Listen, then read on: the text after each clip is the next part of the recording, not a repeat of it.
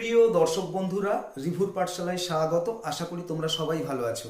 আর আজ এই পর্বে থাকছে একাদশ শ্রেণীর নতুন সিলেবাসের অন্তর্ভুক্ত কবি কাজী নজরুল ইসলাম রচিত সাম্যবাদী কবিতাটি। তো এই কবিতাটির প্রত্যেকটি লাইন আমি ধরে ধরে আলোচনা করতে চলেছি। তো তার আগে একটা ছোট্ট অনুরোধ করব, এই পাঠশালায় নতুন হয়ে থাকলে চ্যানেলটিকে সাবস্ক্রাইব করো এবং বেল আইকন প্রেস করে নোটিফিকেশন অন করে দাও। তাহলে পরে এই ধরনের নিত্য নতুন ভিডিওর আপডেট সবার আগে পেয়ে যাবে। এই কবিতাটি শুরুর আগে আমরা বেশ কিছু তথ্য জেনে নেব, তাহলে পরে এই কবিতার বিষয়বস্তু বুঝতে আমাদের কাছে খুবই সহজ হয়ে উঠবে।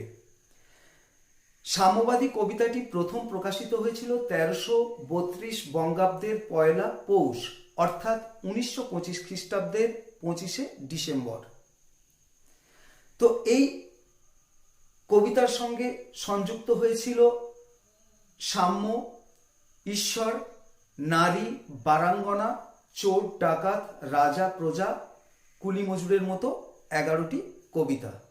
পরবর্তীকালে সাম্যবাদী কবিতাটি সর্বহারা কাব্যগ্রন্থের মধ্যে ঠাঁই পায়, অর্থাৎ সর্বহারা কাব্যগ্রন্থের মধ্যে অন্তর্ভুক্ত করা হয় এবং সেটা ছিল 1333 বঙ্গাব্দ, অর্থাৎ 1926 খ্রিস্টাব্দ। সাম্যবাদীর অন্তর্ভুক্ত কবিতাগুলি রচিত হয়েছিল 1331 থেকে 1333 বঙ্গাব্দের মধ্যে। ঠিক এর কিছুকাল পূর্বে কবি কাজী নজরুল ইসলাম বন্দি দশা থেকে মুক্তি পেয়েছেন। তিনি দেখলেন তৎকালীন ভারতের রাজনৈতিক আন্দোলনগুলো, বিশেষত অসহযোগ ও খিলাফতের মতো আন্দোলনগুলোতে ভাঁটা পড়ে গেছে। অন্যদিকে দেশবন্ধু চিত্তরঞ্জন দাসের মৃত্যুতে ভারতের হিন্দু মুসলমান সম্প্রীতির মধ্যে ভাঙন দেখা দিয়েছে। তো এই সময় পর্বে দাঁড়িয়ে, অর্থাৎ 1921 খ্রিস্টাব্দের নভেম্বর মাসে তিনি সচেষ্ট হলেন মুজফ্ফর আহমেদের যৌথ উদ্যোগে একটি সাম্যবাদী দল গঠনে, কিন্তু সফল হলেন না। তাই পরবর্তীকালে 1925 খ্রিস্টাব্দে তিনি শ্রমিক প্রজা স্বরাজ সম্প্রদায় নামে একটি দল গঠনে সক্রিয় হয়ে ওঠেন। আর এই সাম্যবাদী কবিতাটি ওই সংগঠনের আদর্শ প্রচারের জন্য একটি উল্লেখযোগ্য কবিতা। যদিও এই কবিতাটির বিষয়বস্তু আমাদের বন্ধা হৃদয়ের দ্বার উন্মুক্ত করে দেয় এবং আমাদের এক গভীর অনুভবের জগতে উত্তরণ ঘটায়। তো চলো আমরা দেখে নিই এই কবিতার বিষয়বস্তু। গাহি সাম্যের গান, যেখানে আসিয়া এক হয়ে গেছে সব বাধা ব্যবধান, যেখানে মিশেছে হিন্দু, বৌদ্ধ, মুসলিম, খ্রিস্টান। গাহি সাম্যের গান। কে তুমি? পার্সি, জৈন, ইহুদি, সাঁওতাল, ভিল, গারো, কনফুসিয়াস, চারবাক চেলা? বলে যাও, বলো আরো। ভারতবর্ষ মহামানবের মিলন ক্ষেত্র, নানা ধর্মের মানুষের অধিষ্ঠান এখানে। কিন্তু ঈশ্বরের সর্বশ্রেষ্ঠ জীব মানুষকে বাদ দিয়ে কোনো ধর্ম সফল হতে পারে না, কারণ সবার উপরে মানুষ সত্য, তাহার উপরে নাই। তাই বিভিন্ন সময়ে বিভিন্ন কবির কণ্ঠে ধ্বনিত হয়েছে মানুষের মহত্ব, মানুষের শ্রেষ্ঠত্ব। কবির ভাষায় নমি নরদেবতারে। কবি নজরুলও বিশ্বাস করেন সাম্যের জগতে হিন্দু, বৌদ্ধ, মুসলিম, খ্রিস্টান কোনো পার্থক্য নেই, তারা সবাই এক।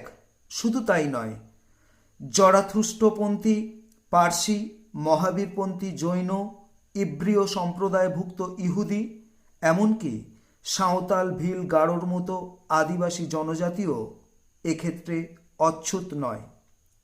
চীনের প্রাচীন চিন্তানায়ক কনফুসিয়াসপন্থী এবং ইহজীবনের সুখে বিশ্বাসী জড়বাদী ভারতীয় দর্শনের চারবাকপন্থীরাও।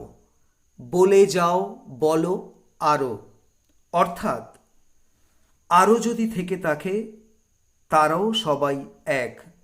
আসলে সাধারণ মানুষ ধর্মের আফিমে বুঁদ হয়ে থাকে, আর স্বার্থান্বেষী মানুষ সেই ধর্মকে হাতিয়ার করে শোষণ করে চলে। তাই কবি বিভেদের মন্ত্রে নয়, সাম্যের জয়গান গাইলেন। তিনি বললেন, বন্ধু যা খুশি হও, পেটে পিঠে কাঁধে মগজে যা খুশি পুঁথি ও কেতাব বও, কোরআন পুরাণ বেদ বেদান্ত বাইবেল ত্রিপিটক জেন্দাবেস্তা গ্রন্থ সাহেব পড়ে যাও যত শখ। কিন্তু কেন এ পণ্ডশ্রম, মগজে হানিচ শুল? দোকানে কেন এ দর কষাকষি, পথে ফুটে তাজা ফুল। বন্ধু যা খুশি হও।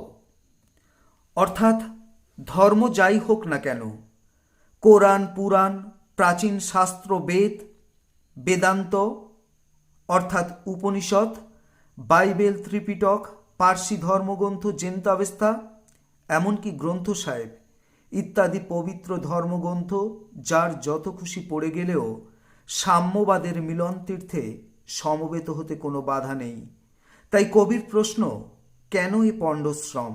অর্থাৎ এই সকল গ্রন্থ পাঠ করে জাতিতে জাতিতে ধর্মে ধর্মে পার্থক্য খুঁজতে বৃথা পরিশ্রম করে কোনো লাভ নেই। এ শুধু মস্তিষ্ককে আঘাত করা হয়, কারণ পথে ফুটে তাজা ফুল। আসলে এই পথ সাম্যবাদের পথ, সৌভ্রাতৃত্বের পথ, মানবতার পথ। যে পথে পা বাড়ালেই রুদ্ধ হৃদয়ের দ্বার উন্মোচিত হয় এবং সকল ধর্মগ্রন্থের মর্মবাণী হৃদয়ের মধ্যে আপনা থেকেই ফুল হয়ে ফুটে ওঠে।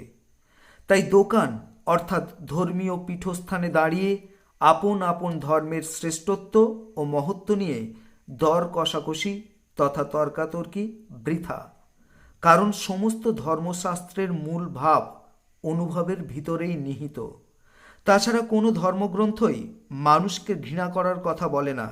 সব ধর্মই ঘোষণা করেছে মানুষ অমৃতের সন্তান। এরপর কবি বললেন, তোমাতে রয়েছে সকল কেতাব সকল কালের জ্ঞান, সকল শাস্ত্র খুঁজে পাবে সখা, খুলে দেখো নিজ প্রাণ। তোমাতে রয়েছে সকল ধর্ম সকল যুগাবতার, তোমার হৃদয়ে বিশ্ব দেউল সকলের দেবতার।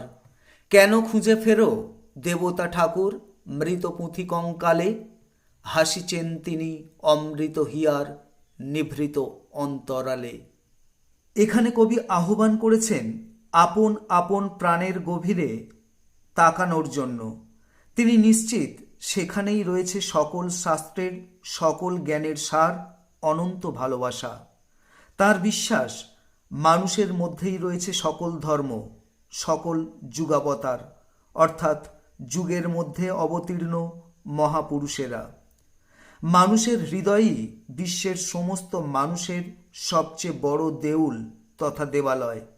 সকল ধর্মের সার কথা যদি জীবপ্রেম তথা ভালোবাসা হয়, যুগে যুগে যুগাবতাররা যদি সেই সত্যকেই নব নবরূপে ব্যাখ্যা করে থাকেন, আর তার উৎস ও আবেদন যদি মানুষের হৃদয়ভূমি হয়, তাহলে মৃত পুঁথির কঙ্কালে অর্থাৎ জীর্ণ শাস্ত্রের মধ্যে আরাধ্য দেবতাকে খোঁজা বৃথা।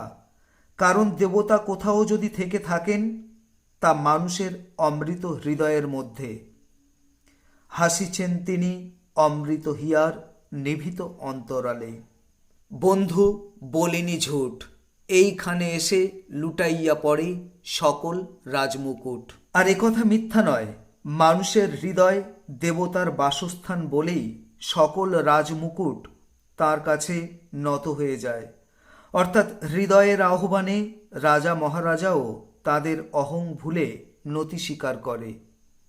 এরপর কবি বললেন, এই হৃদয় সে নীলাচল, কাশী মথুরা বৃন্দাবন, বুদ্ধ গয়া এ, জেরুজালেম এ, মদিনা কাবা ভবন। মসজিদ এই, মন্দির এই, গির্জা এই হৃদয়, এইখানে বসে ঈশামুষা পেল সত্যের পরিচয়। কবির মতে এই হৃদয়ই নীলাচল অর্থাৎ পুরী, কাশী মথুরা রাধাকৃষ্ণের বৃন্দাবন। এই হৃদয়ই বুদ্ধ গয়া, যেখানে গৌতম বুদ্ধ বোধি লাভ করেছিলেন।